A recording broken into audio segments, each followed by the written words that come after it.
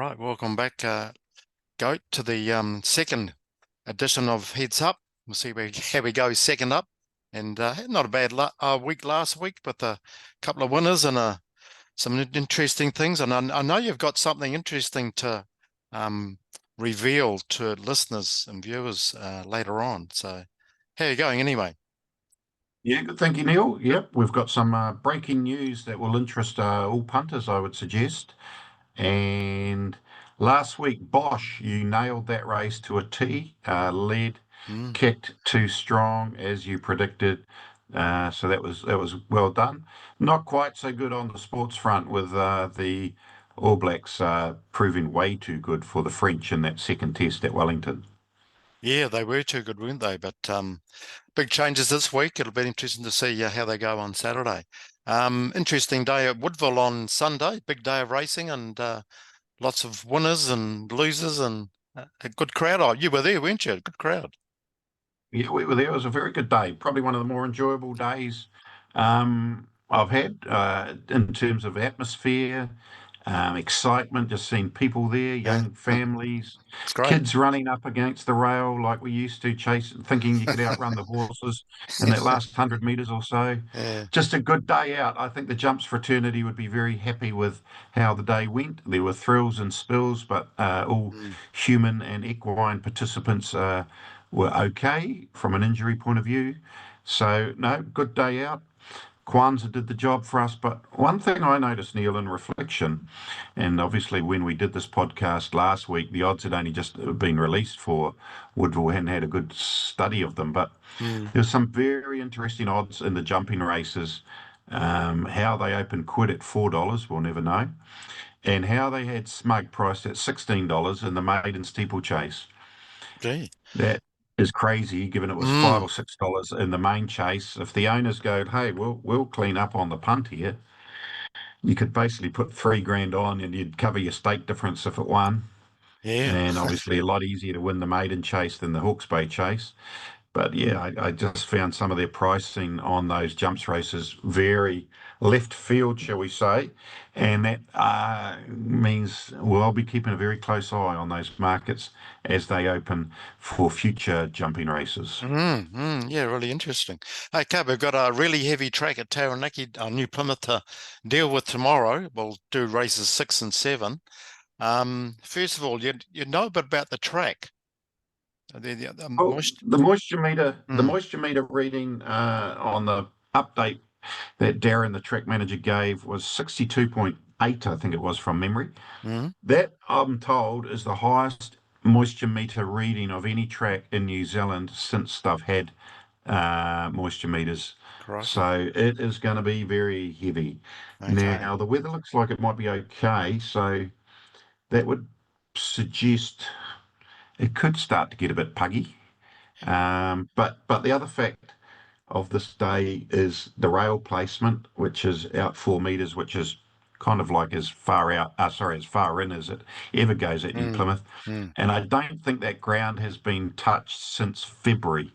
So the inside part of the track will be very much an advantage, I would have thought, for just about all of the day, I would say, Yeah.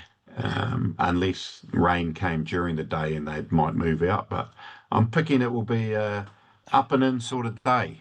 Yeah, it was last year, August the 17th. I think they had a meeting here, similar ground, going 143 or 44 for 1600. And they'll be going at least as slow as that.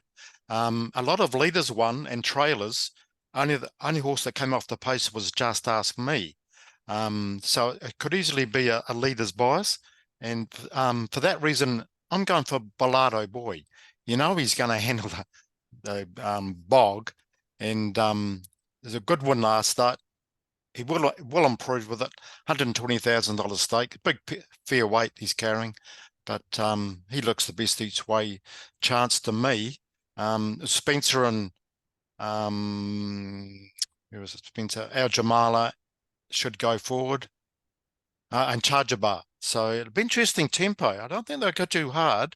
I think you'll have to be in the first six again to win this race. Yeah, what do you reckon? Yep, yep. I don't mind Spencer. Well, obviously he's going to be on the fence, drawn one. Yeah. He'll He's try it. won. Yeah. He won this day, I'm pretty sure, 2 years ago on Opaniki Cup Day, and he ran. Obviously, the meeting got moved to the Tuesday in Hara last year, and I think he ran second Mm, in the Cup behind Bellardo Boy. He had a nice hit out at Hara through the week in an exhibition gallop. yeah. I like Spencer to. Well, I guess it is a bit of an upset at $13. Yeah, he's good money. I had a good look at him. Yeah, and I agree. You get the right run. If they go hard, I don't like him, but if they go at a moderate tempo, he can sneak through and get a place or even win it, as you say. But it's a good field, even field. Yeah. Okay, race 7. You like one here? Yeah, I do. You don't. I don't. I don't like it. Rightio. This is the horse that won 145 for 1600, like Katrine. And she's fourth up, had a couple of runs, ran a great race last start, chased home a good horse in yeah, which I do like, earlier in the day at Rotorua, and Sulabella. They ran 144.2 for their 1560, which is about 147 for 1600. So she can run, and she's won in 145 of her 1600 Pukekohe. Am I thinking myself a hole here? It No, just can't have it. no, she's a good chance. Early No, pace, she could be in can't have this. it. What what No, do you, can't what do you have it. reckon? For We'll have a chocolate fish. Let's get maybe the old two, chocolate maybe two. fish. Okay, Two chocolate fish. and I'll just start with the one to start with. Yeah. All right, I'll tip against you. I'll go with Rua Rocks at $15. It will handle the wet track. Gets a bit of a claim. It was originally going to run in the Open 1800, which got Oh, scrapped, so it should be fit to see out the mile. I'm Rua Rocks to beat Loch Katrine for one of the best chocolate fish you can buy. okay. You can have it. You can have it. Um, it's a tough race. Um, yeah, I don't know. Yeah, I'll take that chocolate fish. Yeah. Right, sports bet. Anything you like? Can the French do Oh, it yeah. against the All Well, Blacks? it's sort of both teams have made a few changes, so we're going Yeah. to stay out of that. I think the Okay, bet of the good idea. Good weekend idea. is the following Test match Saturday night: Australia versus the British and Irish Lions. Now, the point start is -8.5 for the Lions. I can see this moving Okay. to 9.5, 10.5, even 11.5 by kickoff. Okay. The Lions will be way too good. Australia struggled to beat Fiji. Now, Hmm. Fiji wouldn't get within a bull's roar of the British Lion and Irish Lions. They're playing good rugby, seem to be good culture within the team. I think they will be way too good for Australia. Get on the -8.5 now. They're paying 190, are they? Or 185 it's coming 95? to, but yep. Okay. Right, 85. Okay. Oh well, good to multi it up. I reckon we could take a multi there. Bellardo Don't boy, say it. Oh, Bellardo. Bellardo boy, for a place into that head-to-head point start match. Yeah, that'll be good. Um, should pay around $4. That'll be a good bet. Okay. Anything else you want to mention before we sign off? A bit of a quick.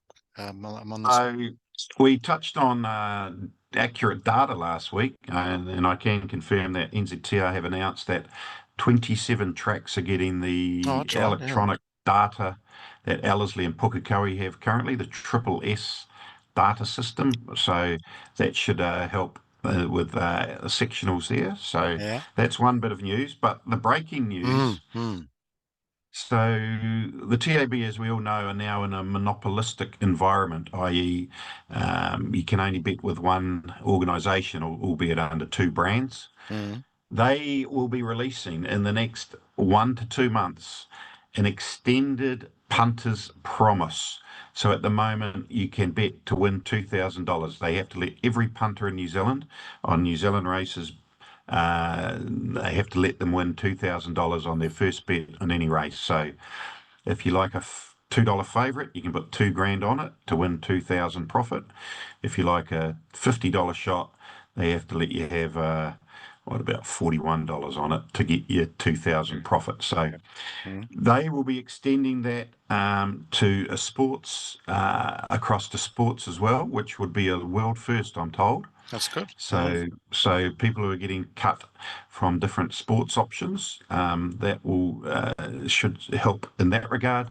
I think there's a few other bells and whistles around being able to cash out futures bets as well. That's been looked at. So I guess the TAB, well, the TAB New Zealand, who are the regulatory body, oversee that Entain are doing the right thing. They've obviously been in talks with Entain to say, hey, we need to give punters a fair go now that they don't have other options. So it's good to see them Mm, doing that and Entain responding accordingly. So look out for some enhancements in the next well, say 4 to 6 weeks is the mail I'm getting. So good news in good that news. regard. Yeah.